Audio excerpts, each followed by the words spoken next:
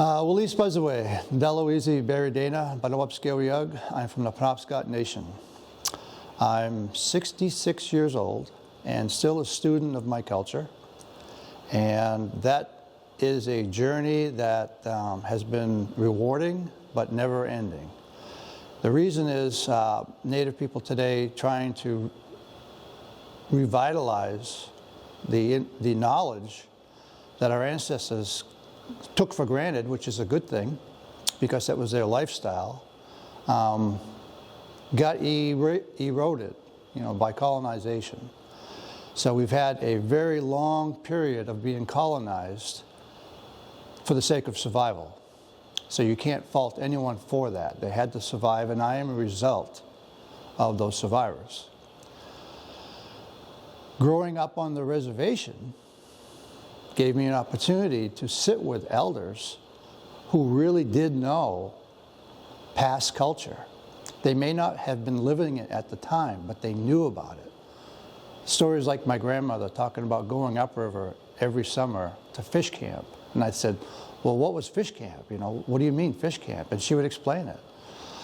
Well, we didn't live like that at that time. We were eating government food and, still somewhat in a survival mode. But it got me on a journey to want to learn from elders what they knew. So I sort of stepped out of the traditional res kid playing baseball and basketball and running around the res. Even though I did all that, if I happened to run past my grandmother's house, she'd pretty much open the door and yank me in, and then I'd have to sit down for a 2-hour lesson. And I got used to that, and I actually got to look forward to it. So I spent time learning language from elders and basket making and things of that nature. My uncle grabbed me also and threw me in a bow of a canoe and pointed the canoe downriver in a 22-mile canoe race, which was all whitewater, and I had never been in whitewater. And that was my beginning of becoming connected to canoes. Growing up on the reservation, I always saw Native people canoeing the river. One in particular was Nick Ranko. He was really old when I was a kid, and he would paddle around the island in a canvas-covered canoe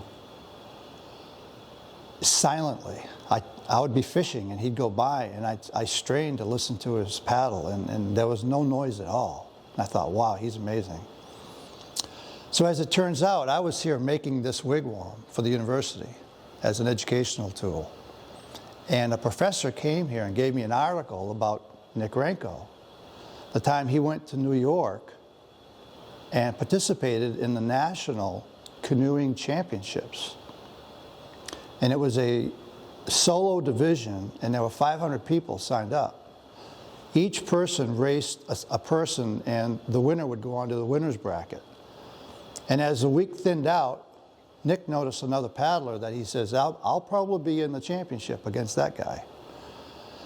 So and it turned out to be that. They lined up at the championship race at the end of the week, Nick against this guy that he recognized as a great paddler. And they went off out to the buoy, turned around and came back. At the buoy, the fellow said, hey, brother. Well, Nick used it as that opportunity to jump over the guy's wake and beat him by one stroke. Turns out that was Nick's brother from the Penobscot Nation who had left for New York 15 years earlier. So when you grow up hearing stories like this, which I did, it becomes part of the fabric of who you are, your identity. That even though we weren't paddling birchbark canoes at that time, paddling, being on the river, fishing, catching frogs, turtles, hunting, going up gathering fiddleheads, going up to gather materials to make stuff, was really deeply embedded in my childhood and in my young adulthood. So then I met Madeline Shea, and she was fluent in the language, and she made ash baskets. So I wanted to learn a language because I was teaching at the reservation school. I was teaching culture, which included language in all the activities we did. So I would learn from Madeline, then I'd go back across the street to the school, and I would download it into the students, whatever she taught me for words that day or sentences. But being a basket maker, she wanted also me to learn basketry, and I said, yeah, well, good, then I get a double. And she said, if you make baskets, you'll always have money. And I thought, well, I'll make baskets, but I'm not going to be, I'm going to college. I'm going to get a degree in teaching, and that'll be my money. I won't worry about being an artist. But anyway, that's the life she grew up in. And, if you wanted to feed your kids, you sold a basket, an ash basket. You wanted to put shoes on their feet, you sold an ash basket. You did something from our culture to create your economy, which was basically pennies at that time. So years later, she says, well, are you making baskets? And I said, yeah. She goes, I'd like to see them.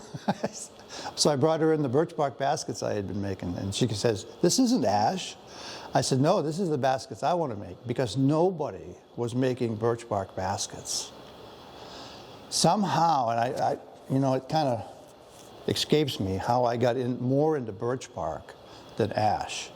I grew up listening to people pound ash, talk about ash baskets, making the pack baskets. I actually worked for elders, pounding their ash logs for them. But it never sunk into me to be an ash basket maker until I got the idea of making birchbark baskets. And I think it's because growing up on the res, you'd see birchbark baskets and somebody would talk about them. And, I got it. Working at the school, the shop teacher, who was not native, said we should make a birchbark canoe. He had been reading a book by Henry Valancourt, Survival of the Bark Canoe. I said, well, I'm not going to make a canoe because a white guy writes a book about a canoe, or a white teacher wants to make a canoe.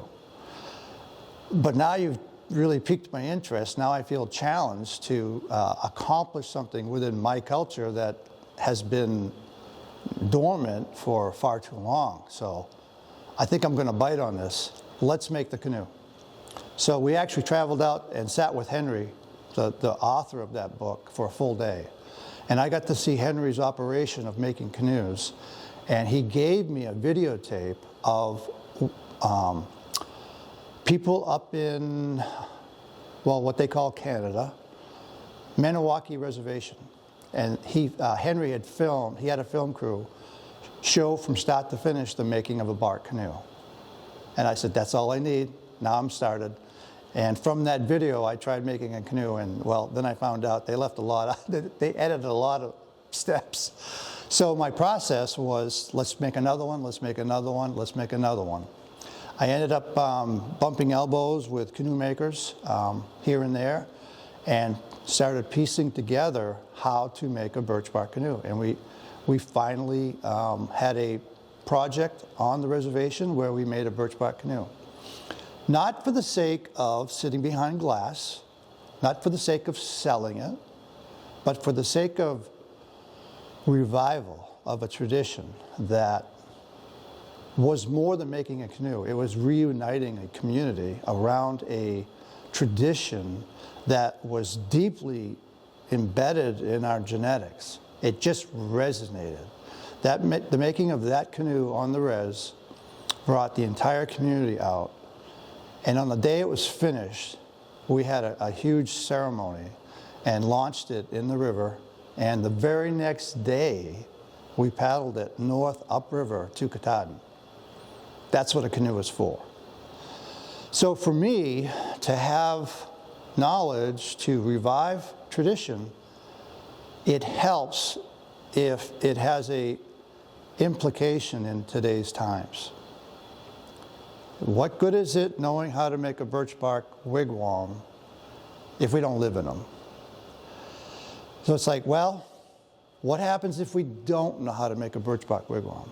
If you've never made a birchbark wigwam, never made a birchbark canoe, birch bark basket, if you've never made an ash basket, if you've never tanned a deer hide, if you don't know animal tracks, if you've never tracked animals, hunted, if you don't know your plants, then you become disconnected from nature.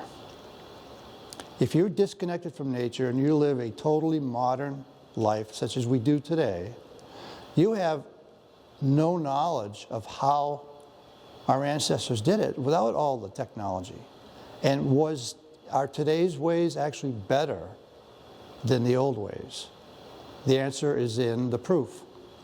How are we doing as a society? How is the health of the earth? Native people at one time did not violate our responsibility as stewards of the planet.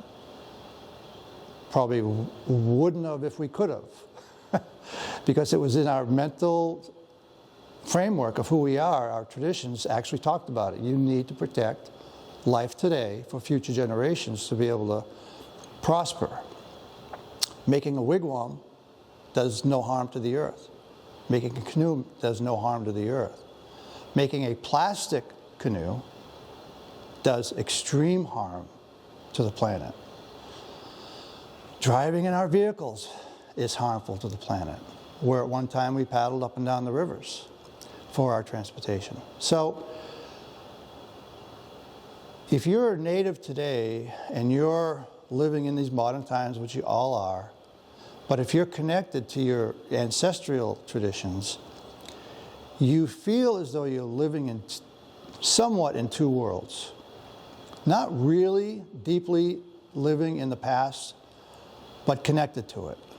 But without that connection, you would be mindless of the old ways, and you would just simply be, part of today's society.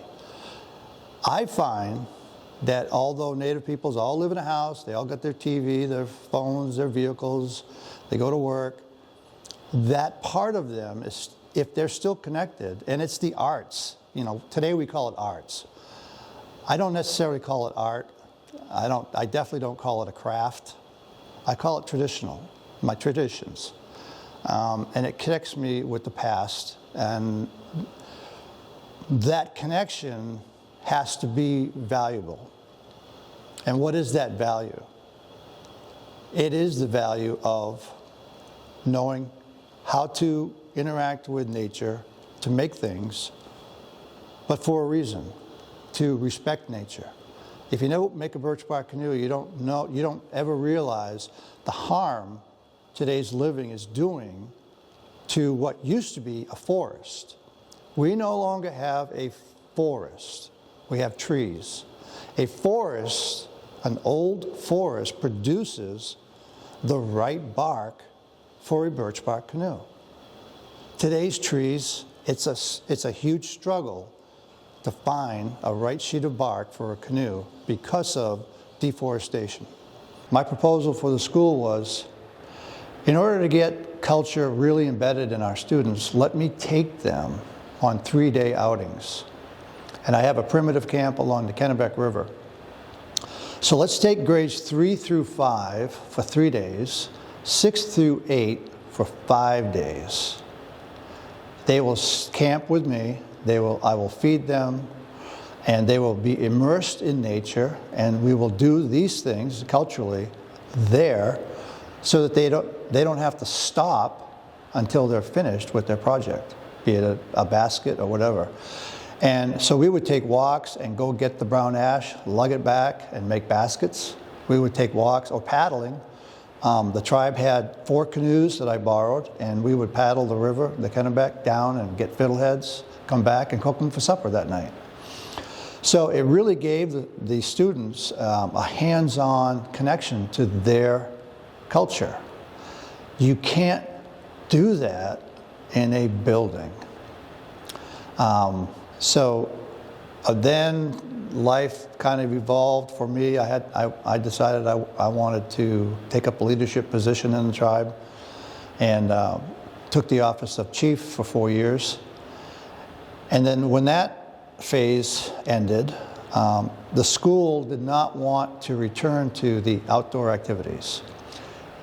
And it's not their fault. I mean, they had to come up with something while I was not there. So they developed an indoor program that they still use today, which is good because it focuses on the language, which is something I couldn't really focus on because I had so many things to teach that the language was part of every one of them, but not the focus. So what do I do with myself? I said, well, what do I really want to do? My entire life I wanted to be an artist. And of course, art meaning you want to be a Rembrandt, you want to paint, you want to, even though natives were really into wood sculpturing, we made war clubs and canes, that wasn't really what I wanted to do. I wanted two-dimensional graphic type artwork, like paintings. But I didn't go to art school. I kind of missed that opportunity. By then I had a family, raising kids, and I still needed to provide a living. But I really went out on a limb. I decided to just be an artist. So I decided, well, at the same time, this is really cool. At the same time, Teresa Secord, Penobscot, created an organization to revive ash basketry. And with that, she created opportunities here at the university for us to show our work. So I made 7 simple birchbark baskets, and they all sold, and I thought, there it is, I'm on my way. Here I am, a traditional artist, making baskets out of birch bark, and I can sell them and make a living. So from that, I've made many baskets and have provided for myself and my family a living. Baskets isn't necessarily, I always say baskets is the frustrating canoe maker. We make baskets because we really want to make a canoe. Baskets contain the same materials as a birch bark canoe. The container is bark, whereas the canoe is basically a very long birch bark container, but being long and having to have people in it, it needs an internal structure. The basket doesn't need an internal structure, but it does need a structure at the top called the rim. And that rim would be cedar, just like the gunnels of a canoe. To fasten the basket, like the canoe, otherwise it falls apart, you have to sew it together with spruce roots. So if I'm not working on a canoe, then I'm going to be working on baskets, because baskets sell at the show. The canoe does not sell at the show, but the canoe was my driving, that's what I really wanted to do. Even though I had made a couple, it was still, and I'm still in that same mindset. I want to master the art of making a canoe. I want it to look like this one. Mine, I'd say, are close. All the same materials, but their precision and how they did it without modern tools is fascinating. And so I've been honing my skills making a canoe, and this summer, along with my cousin and my son-in-law and a few other Wabanaki people, we will be going out, gathering the cedar, and spending the rest of the summer shaping the cedar into the parts for next summer's getting the bark and putting the canoe together. And I told my cousin, if we do this canoe, we're going to paddle it to Katahdin. She says, deal. Yeah. So we're reviving by actually doing it. Culture for me has to be hands-on, it has to be functional. Today, Native people are struggling with this idea of cultural preservation, and what seems to work best are the low-lying fruits, things that are easier. So you can have language in school, people get paid to teach it, it's easy to learn. We have social gatherings, today they're called powwows, they're fun, people eat food, they dance, they see one another, and it keeps the people united. So these are all things that other people are good at organizing. For me, what are my skills? My skills are teaching, it always has been. So I want to make a canoe, but in the process of making that canoe, I almost need someone there to learn it, I don't necessarily subscribe to the thinking that you better pass this down to the next generation. All right, that's something I don't even have to think about. It's something I'm born with, that intuitive genetic memory that says you teach your kids what you know, because they're going to need to know it. So it's second nature.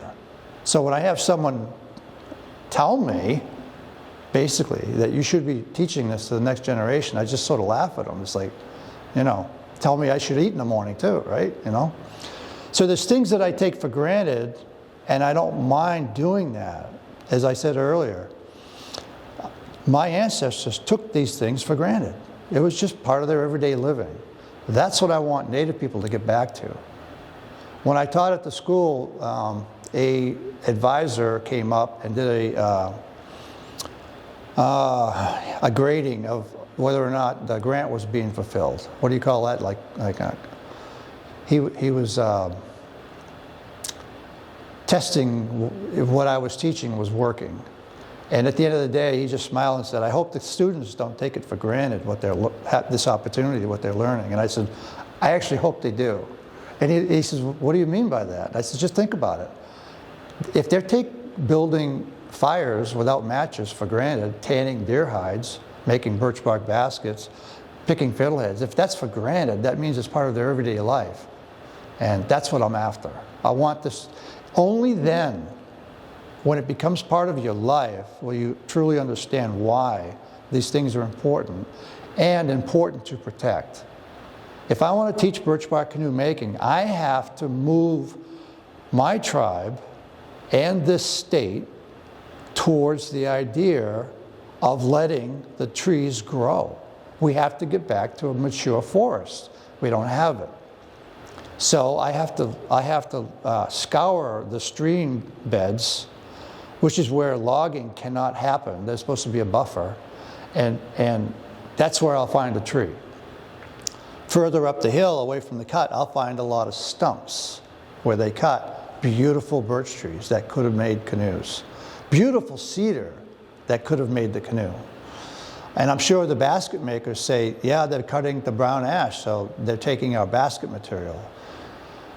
If Native people in today's times need to make a living for ourselves, we need to do these things. We need to have forestry, but we also need that Native value, part of the operating management plan, they call it, and manage it for culture as well. And that's not happening today. So it's very frustrating to want to preserve things like the canoe, the baskets, the wigwam, having to literally struggle to find the right materials. Because just because you have a birch tree doesn't mean you're going to have a canoe. 1 in 1,000 birch trees might be good enough for a canoe. If you take the wrong tree just because that's all you have, you're not making a canoe. I've done it. It's quite the learning process. And the same with baskets. You got to have good material. You got to have the right roots. You have to have the right cedar. And don't I just get so saddened seeing a log truck go down the road with some of the best looking cedar that I've ever seen. Nice straight logs. It's disheartening. So my current day struggle is wanting to preserve our past so it becomes part of today's future. So that people take that past and want it, if you want it preserved, you got to protect the forest. And doing so isn't just about our selfish needs, but it's about all of nature. The animals that live there need diverse ecosystems, which you don't get if you manage your forest strictly for cutting. Oh, it's great for moose. I get to go moose hunting and I get my moose every year, sure, but I want to see more deer there. I want to see the rabbits, and I want to see everything that should be there in the numbers that they should be there. Not occasional one here, one there, but anyway, it's a struggle that, again, Native people still operating with that genetic memory of having to survive. Things today are better. Things today, we're not surviving in the sense of, are we going to eat? Everybody's eating, and eating too much actually, and eating the wrong things because another thing I do to preserve culture is for my personal benefit, and that's growing our traditional foods. We don't buy any meat. We eat the moose and the deer that I take. We grow our different varieties of beans, different varieties of corn, and different varieties of squash, one being a typical pumpkin, because that is a traditional food as well. And we grow these, and that's our food. We do supplement with things that we can't grow, can't hunt, but like I kind of barter for fish, because you got to have fish in your diet. We were fish people at one time. We weren't just eating red meat. Caribou at the time were hard to get in numbers to feed everybody. But from the ocean, you have millions of fish coming up all spring, all summer, and returning to the ocean in the fall. We were fish people. So that's part of our culture that we're missing. And when you miss something in your diet, then you become deficient. When you're deficient, your health suffers. And today, Native people are probably, per capita, the least healthiest race here in our own homelands. Because we're still caught up in that essence of survival. And we need to break out of that. And how do we do that? I think we do it by relearning our traditions. So we have a basket I made. This, the shape of it is called the bucket. The purpose of it was to store food, dried food. So I talk about the vegetables. We would dry our squash, and of course beans you dry, and the corn was a flint corn, so you would dry that. Well, you had to store it. So you would store it in birch bark because it's the material that literally is nature resistant. It doesn't, it takes a million years for it to fade back into nature. So it's a good material to store food in. But you always have to worry about insects. So we would store certain plants in here first, put all the meat in, all the food, vegetables, and at the top layer would also have the same plant. And the animals I think we worry about most getting in are ants.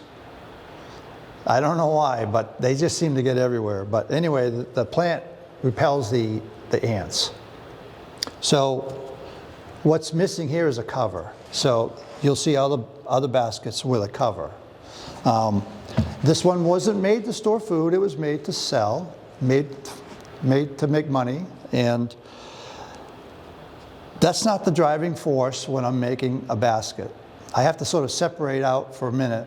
All right, I'm going to make this basket as if my life depended on it. Then if we sell it, then good, we can make a car payment.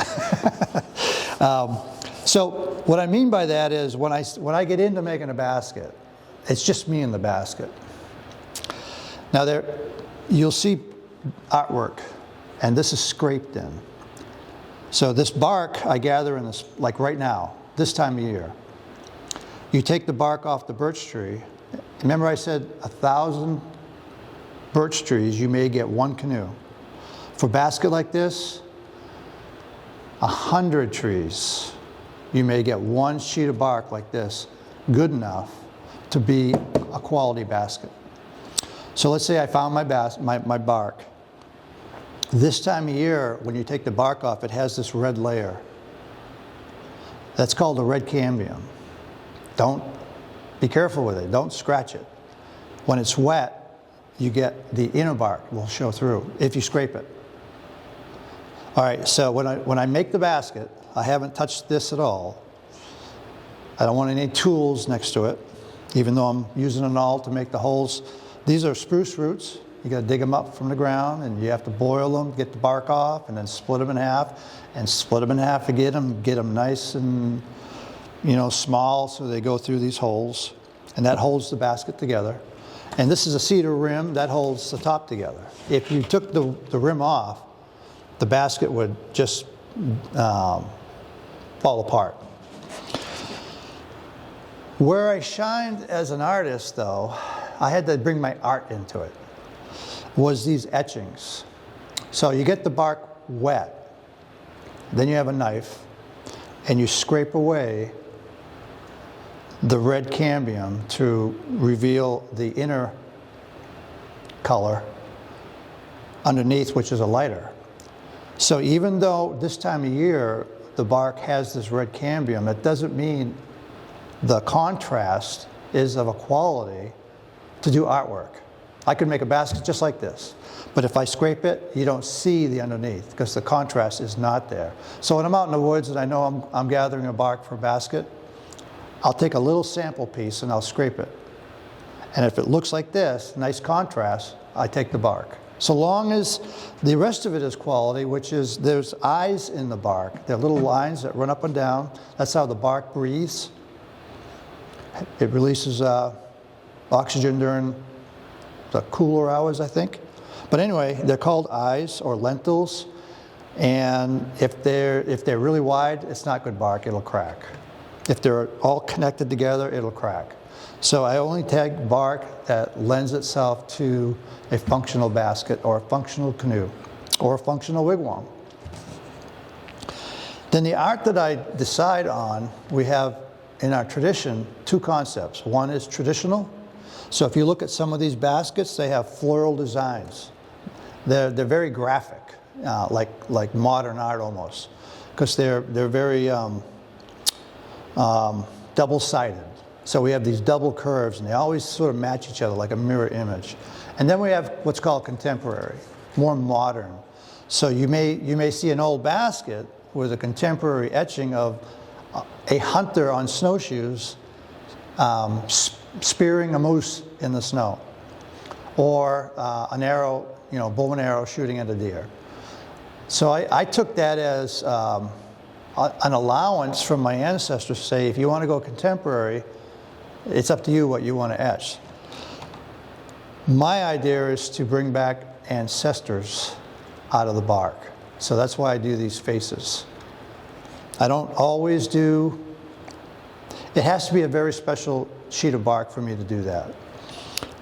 First of all, the quality needs to be there to get such fine etching. But also, when I have that fine bark, I want to give that bark respect. So I save my ancestral etchings for my best bark. So this basket was one very rare to get a size sheet of bark this big, which this is big, with quality all the way around it. Where etching, so this would be more of a traditional etching. You can see that it's like artwork, modern day almost artwork. Like you had a logo, a motif, versus the contemporary, which is I can do whatever I want. This one in particular has a message. I think anybody looking at it would say, that's the earth. I hope so. I hope I captured it. We need to take care of the earth. That's the bottom line. And people aren't. And I ask people all the time, stop abusing fossil fuel. You're changing the climate. It's changing the bark. It's bringing more pests from the south up. That's killing the ash tree. They're going to lose that culture if the ash borer takes all their trees. I'm going to lose the birch culture because the birch tree is dying from the top down, from acid rain and other, climate change. Climate change is changing the quality of the red cambium. It's getting more and more difficult to find really quality etching bark. I can still find good bark, but it may not be good for etching. Again, this is and then you see this stitching. This is roots, and this is like my idea of, I want to make a birchbark canoe. All right, so this particular canoe doesn't have the root lacing on the gunnels. The lacing keeps the in gunnel and the out gunnel locked together, which keeps the canoe in its shape. Inside the canoe, you have ribs made out of cedar. I don't need ribs in this because nobody's going to get in it. So you can put a lot of food in it because it's quality bark. I mean, food's not going to fall at the bottom.